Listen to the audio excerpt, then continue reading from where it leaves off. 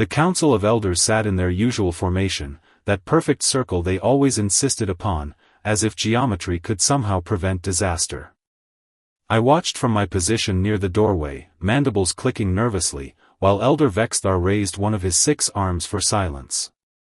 "We gather today," he began, his voice carrying that ancient rasp that made youngers like me pay attention, "to discuss the humans." A collective shudder rippled through the chamber.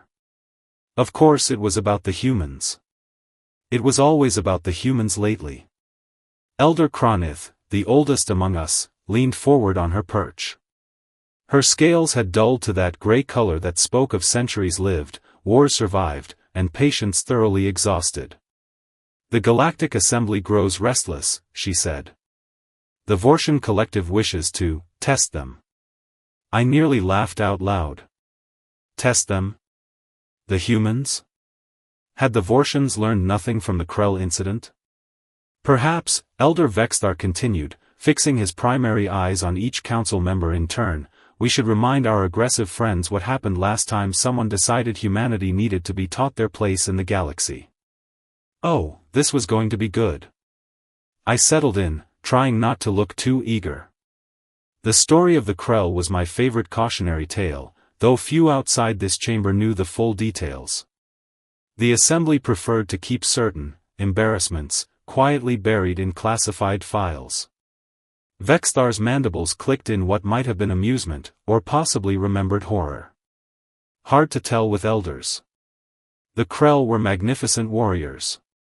7 feet tall, armored hide thick enough to stop plasma rounds, for arms each capable of crushing steel. They had conquered 47 systems through pure military might. And then they met humans, Kronith added, her voice dripping with something between respect and exasperation. The humans had just achieved faster-than-light travel, Vexthar continued. Barely worth noticing, really. Their ships were held together with what they called duct tape and optimism. Their weapons were primitive.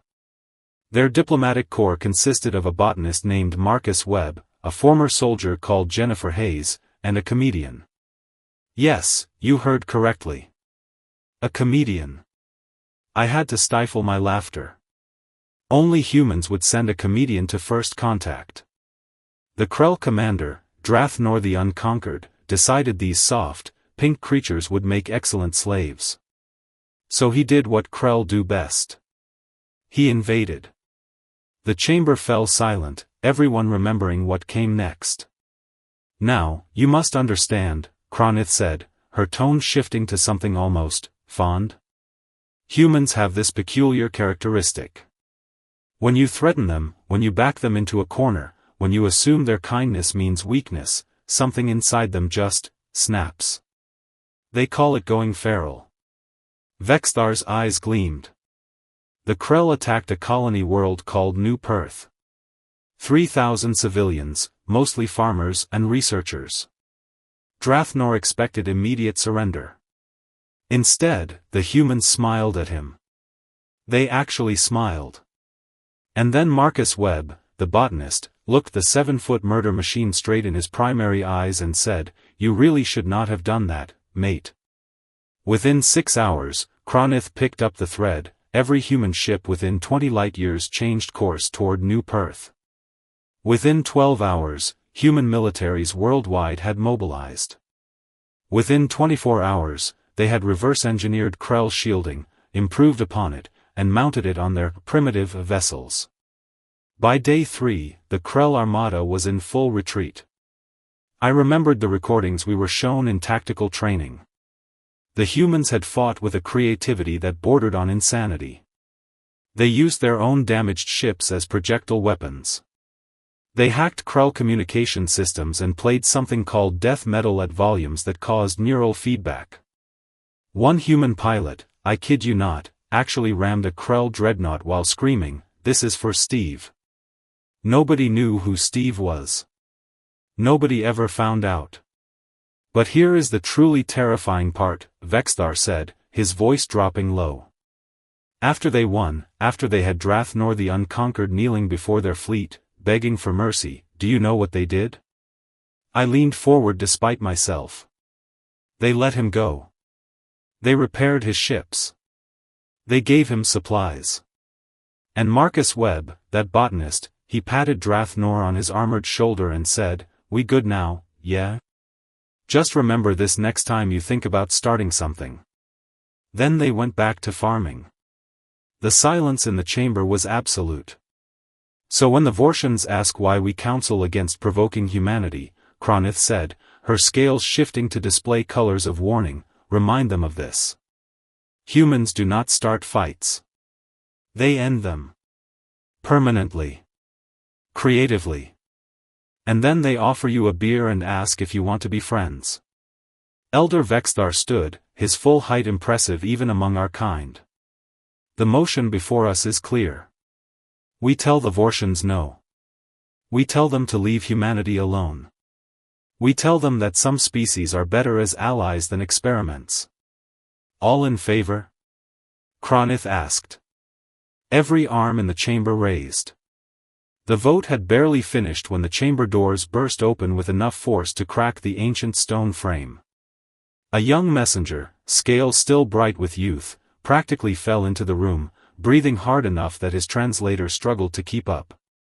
"Elders," he gasped. "The Vorshans. They did not wait for our response. They have engaged a human research vessel near the Omega Nebula." Every elder in the room froze. Then, as one, they turned to look at each other with expressions that could only be described as pure, undiluted dread. "Oh no," I whispered. "Oh no, no, no." Kronith was already moving toward the communication array, faster than I had ever seen an elder move. "How long ago?" 17 minutes, the messenger replied. Vexthar made a sound I had never heard before, somewhere between a groan and a prayer. 17 minutes. Ancestors preserve us, they have had 17 whole minutes to get angry. What was the vessel? Kronith demanded, her claws flying across the console. Military? Cargo? Please tell me it was not. Research vessel Curiosity, the messenger read from his datapad. Crew of 42. Mostly scientists. Families on board. The temperature in the room seemed to drop 20 degrees. Families, Vexthar repeated slowly. They attacked a ship with human children on it. I felt my stomach's twist. Even I, young and inexperienced as I was, knew what that meant. There were rules in the galaxy, unwritten but universally understood. You could fight militaries. You could dispute territories. You could even have the occasional trade war. But you never, ever, involved younglings. Any species that broke that rule found themselves facing not just their enemy, but everyone else too. Except humans did not need everyone else. They were quite capable of delivering consequences on their own. "Get me a line to the Vorshan command," Kronith ordered. "Now." The view screen flickered to life, revealing Commander Zorthak of the Vorshan Collective. He looked pleased with himself, all 8 of his eyes gleaming with satisfaction, his mandibles arranged in what passed for a Vorshan smile. "Ah, honored elders," he said, tone mocking. "Have you called to congratulate us? We have just demonstrated that humans are not so fearsome after all. Their shields fell within minutes. Their weapons barely scratched our hull. They are fleeing as we speak, and—" "You absolute fool," Vexthar interrupted, his voice colder than deep space. "Were there casualties?" Zorthak's smugness wavered slightly. "A few humans were injured in the initial strike. Nothing serious. Why does it matter? They are just children?" Kronith asked quietly. "Were there children on that vessel?" Yes. Some juvenile humans, perhaps. Again, why? Because, I heard myself say, speaking out of turn but unable to stop myself, you have approximately 30 minutes before humanity declares total war on your entire species. Congratulations, Commander. You have doomed your people. Zorthak laughed. Actually laughed. One research vessel? You expect me to believe they would start a war over one insignificant? The communication array started screaming. Not figuratively. The proximity alarms, the long-range sensors, the quantum detection grid, everything began wailing at once. Kronith pulled up the tactical display, and I felt my blood crystallize in my veins. 17 human warships had just dropped out of faster-than-light travel. No, wait. 32. No. 59. The numbers kept climbing. Ships of every class, from every human colony, military and civilian vessels retrofitted with weapons that our sensors could not even properly identify. How? Zorthak stammered, his eyes wide. They were light years away. It should take days to. Humans do not obey normal rules when they are motivated, Vexthar said. And you just gave them maximum motivation. I watched the display as one of the human ships, a massive carrier called the Mama Bear, moved into position. Its communication channel opened, and a human woman appeared on screen. She wore a military uniform, her face calm, but her eyes? Her eyes burned with something that made my survival instincts scream.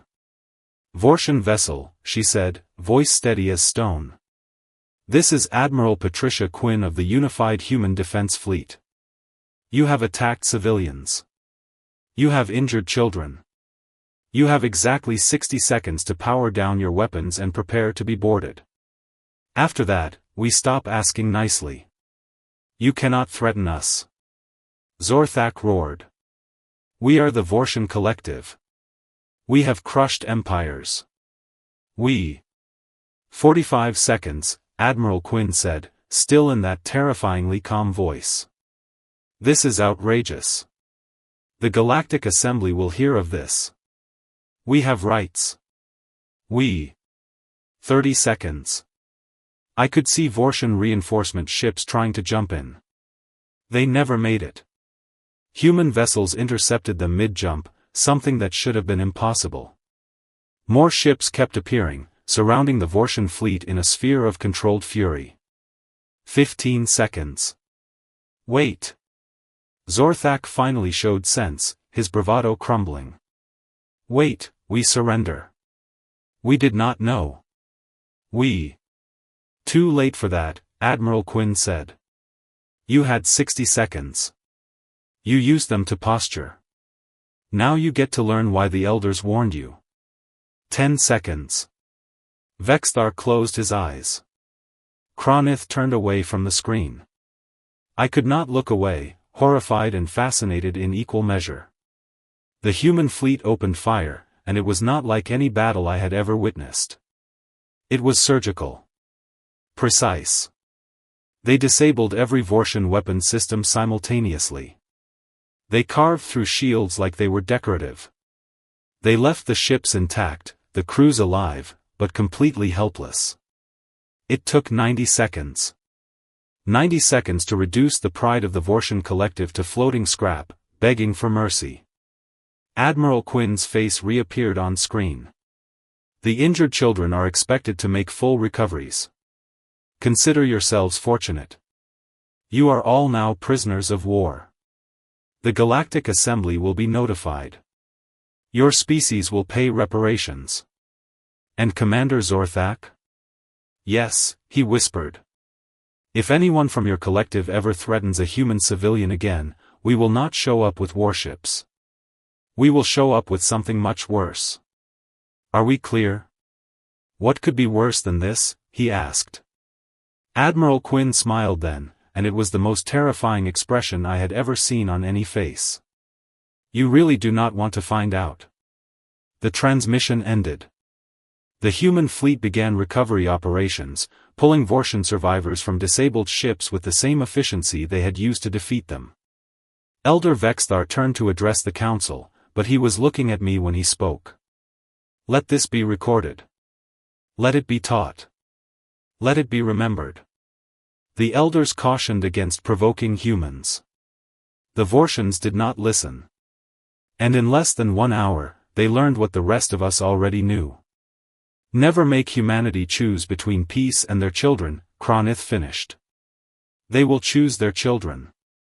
Every single time. And they will make you regret forcing that choice. I nodded, committing every detail to memory. This story would join the tale of the Krell, another warning for the galaxy. Some species were meant to be friends, not enemies. Humanity had proven that again. The hard way. The only way that seemed to work. And somewhere out there, 42 human researchers and their families were heading home, protected by a fleet that had crossed impossible distances in impossible time, because that is what humans did. They protected their own. Always.